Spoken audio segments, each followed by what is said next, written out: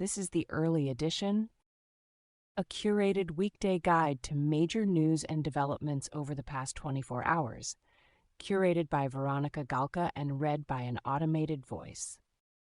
Published August 27, 2025 on Just Security, an essential resource for those shaping a just and secure world.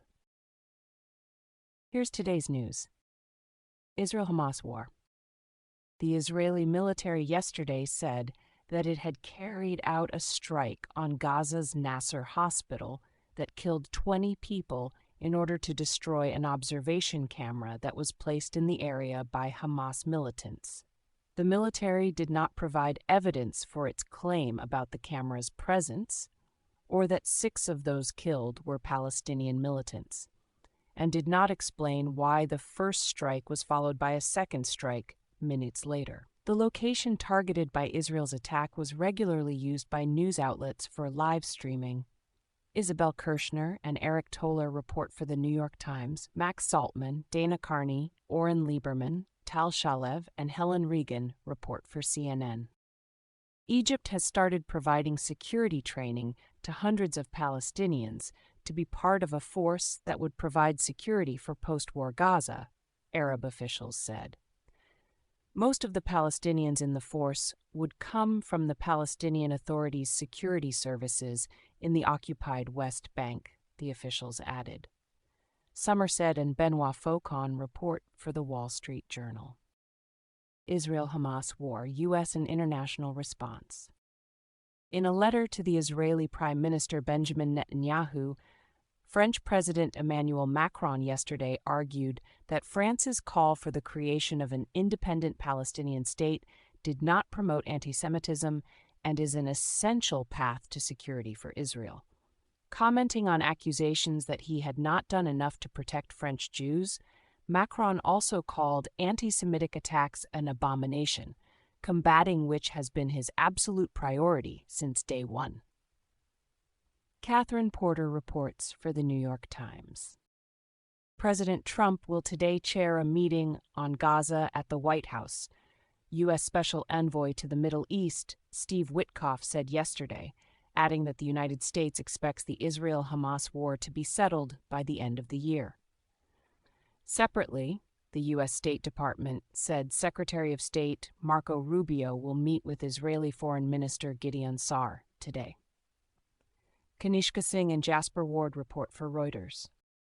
Israel's investigations into deaths in Gaza need to yield results, a UN Human Rights Office spokesperson said yesterday, adding that we haven't seen results or accountability measures yet. Andre Roden-Paul reports for BBC News. The Independent International Commission of Inquiry on the Occupied Palestinian Territory, which investigates cases of violence by Israeli settlers and the transfer of arms to Israel for use in Gaza, cannot complete its work due to financial constraints, according to a letter from the inquiry's head, seen by Reuters. Emma Farge reports.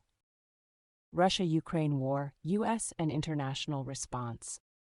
Special Envoy Steve Witkoff yesterday said that he would meet with Ukrainian envoys in New York this week, adding that we talk to the Russians every day. Kanishka Singh and Jasper Ward report for Reuters. Trump yesterday said that he was open to using a very strong tariff system that's very costly to Russia or Ukraine to end the Russia-Ukraine war, Reuters reports. Russia-Ukraine war. Russia has entered the key region of Dnipropetrovsk. Ukrainian forces have acknowledged in conversation with BBC News, while asserting that Moscow's advance had been stopped. Russia has claimed throughout the summer that it has entered the area. Paul Kirby reports. Israel-Hezbollah ceasefire. Lebanon's government will this week present its plan on how to persuade Hezbollah to disarm, U.S. Ambassador to the Republic of Turkey and Special Envoy for Syria Tom Barak said yesterday. Barak's remarks on the plan were overshadowed by his comment asking Lebanese journalists to act civilized and not be animalistic, which drew sharp condemnation from Lebanese commentators. Ewan Ward reports for The New York Times. Iran? The Director General of the International Atomic Energy Agency, Rafael Grossi, has been receiving round-the-clock protection for weeks after the Austrian intelligence agency received information about a specific threat from Iran-linked individuals, sources say. The IAEA is based in Vienna, Austria. Lawrence Norman and Bohan Penchevsky report for the Wall Street Journal. Representatives from Germany, the United Kingdom, and France yesterday failed to agree with their Iranian counterpart on the measures Iran should take to avoid the reimposition of UN sanctions on Tehran over its nuclear program under the snapback mechanism, according to diplomatic sources. In a social media post, Iran's deputy foreign minister said that Tehran remains committed to diplomacy. Stephanie Lichtenstein and Farnoosh Amiri report for AP News. Syria. Israeli drone strikes killed 6 Syrian soldiers in the Damascus countryside, Syria's state-run El Ekbaria TV reported early today. Reuters reports. U.S. foreign developments. Danish Foreign Minister Lars Løkke Rasmussen today said he summoned the top U.S. diplomat in the country for talks after Denmark's main national broadcaster, DR, reported that at least 3 people connected to Trump have been conducting covert influence operations in Greenland. Citing unnamed government and security sources in Greenland and the United States, DR reported that the people tried to nurture contacts with Greenlandic politicians, business people, and locals, and that one of the people allegedly compiled a list of U.S.-friendly Greenlanders and collected names of people opposed to Trump. Paul Kirby reports for BBC News, AP News reports. A senior ExxonMobil executive this year discussed the U.S. oil company returning to the massive oil and gas Sakhalin project off Russia's far east coast in secret talks with Russia's Rosneft, sources say. ExxonMobil's resumption of business in Russia would be premised on the green light being given by the Russian and U.S. governments as part of the Ukraine peace process, the sources added. Joe Wallace, Costas Paris, Alex Leary, and Colin Eaton report for the Wall Street Journal. U.S. and Western officials are concerned that a Vietnamese tungsten mine and refinery, one of the largest outside China, may come under China's control, sources say. According to the sources, 2 Chinese companies have expressed interest in having proxy firms bid for a stake in the business after the conglomerate that owns the mine has flagged it wants to sell the asset. Francesco Guarasio and Phuong Nguyen report for Reuters. 50% U.S. tariffs on a range of Indian products came into force today. The Indian government estimates the new measures will impact $48.2 billion worth of exports. Rajesh Roy reports for AP News. Tech developments. Meta is preparing to launch a super PAC that would back candidates with a light-touch approach to tech regulation, in particular candidates for California state offices who favor AI innovation over stringent regulation, according to Politico. Tyler Katzenberger and Christine Mui report. SpaceX yesterday, for the first time, carried out a successful test flight of its newest generation rocket, Starship, following a string of failed launches earlier this year. NASA plans to use the rocket to send humans to the moon for its Artemis program in 2027. Georgina Ranard reports for BBC News. Federalization of D.C. policing. Trump yesterday declared his administration would seek the death penalty for all murder cases in Washington, D.C., in the latest escalation of his crime crackdown rhetoric. Trump did not specify how he would carry out the idea. The Supreme Court ruled mandatory death sentences unconstitutional nearly half a century ago. Chris Cameron reports for the New York Times. Diplomatic Security Service agents who specialize in tasks involving global diplomacy, such as protecting diplomats or helping secure missions overseas, are part of the federal law enforcement presence in Washington, D.C., according to the State Department and court documents. Edward Wong reports for the New York Times. A man has been charged with felony assault for allegedly spitting on two South Carolina Army National Guard troops in Washington, according to a statement of facts submitted to court by an FBI agent. Kanita Iyer reports for CNN. U.S. immigration developments.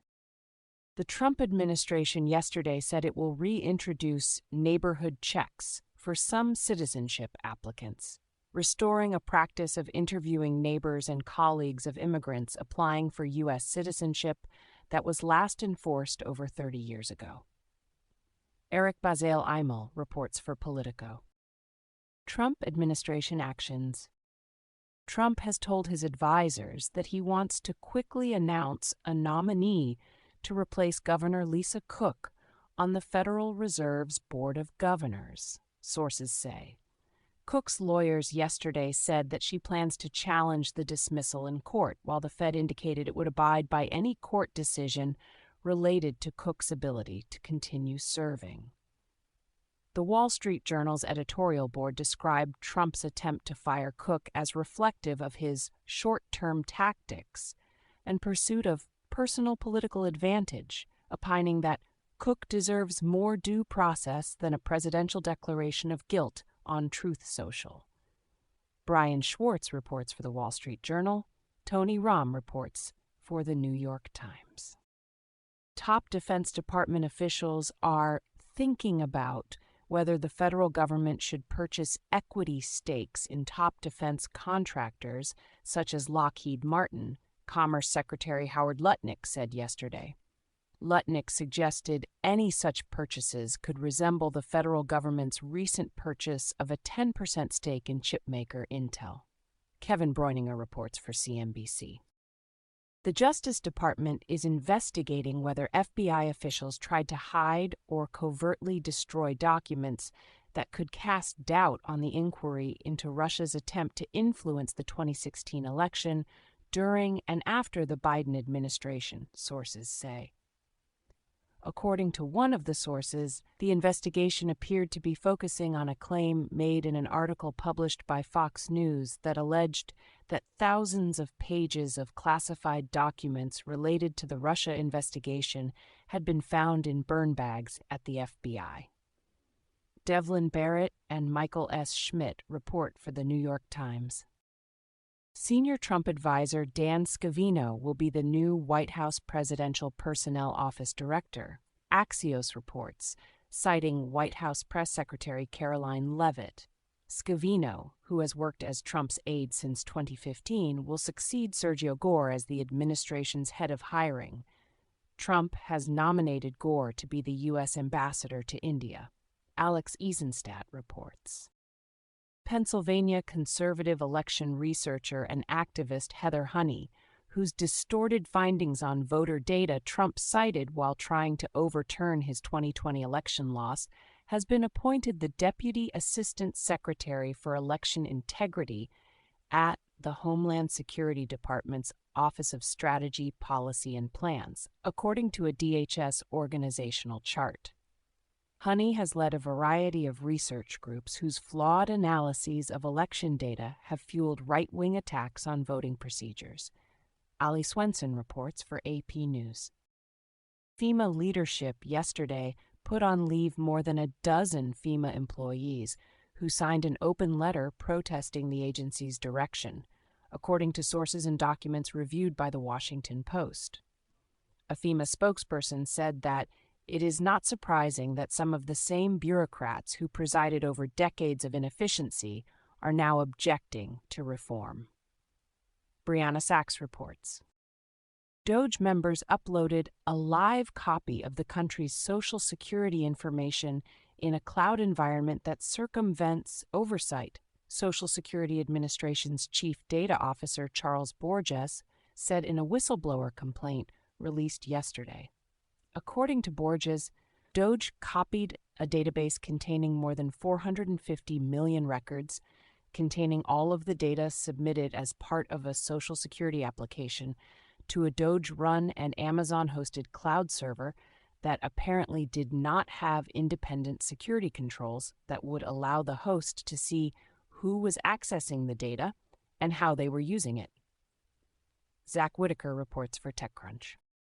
The Health and Human Services Department yesterday said that it would terminate more than $81 million in funding for 46 state and territorial programs aimed at preventing teen pregnancy and sexually transmitted infections unless they remove all mentions of gender ideology in personal responsibility education program education materials within the next 60 days.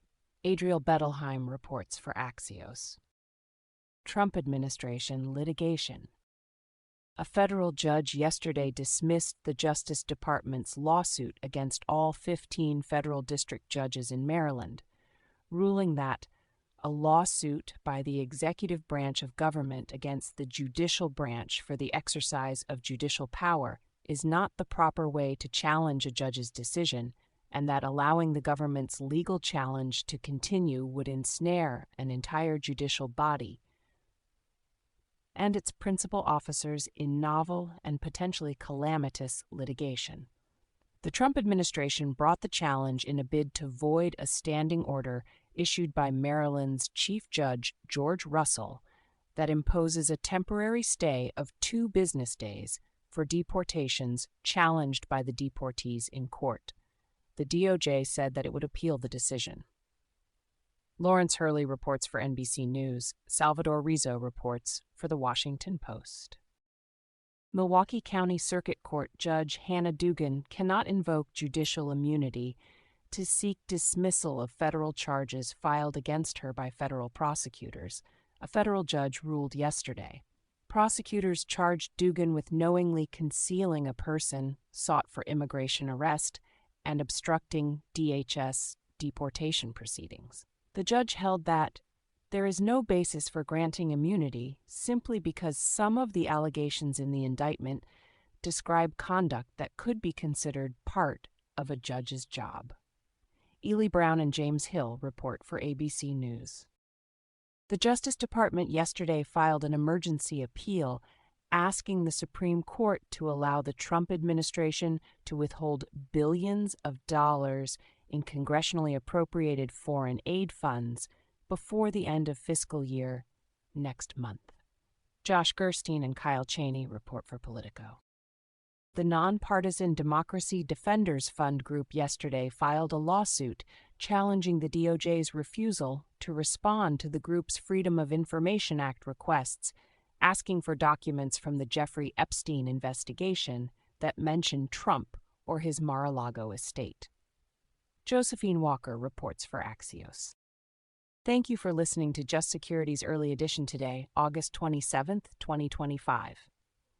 If you enjoy listening, Just Security's analytic articles are also available in audio form on the justsecurity.org website. To stay up to date on Just Security's analysis of law, policy, and current events, go to justsecurity.org, subscribe to Just Security on Substack, and follow us on LinkedIn, Blue Sky, Facebook, and Threads.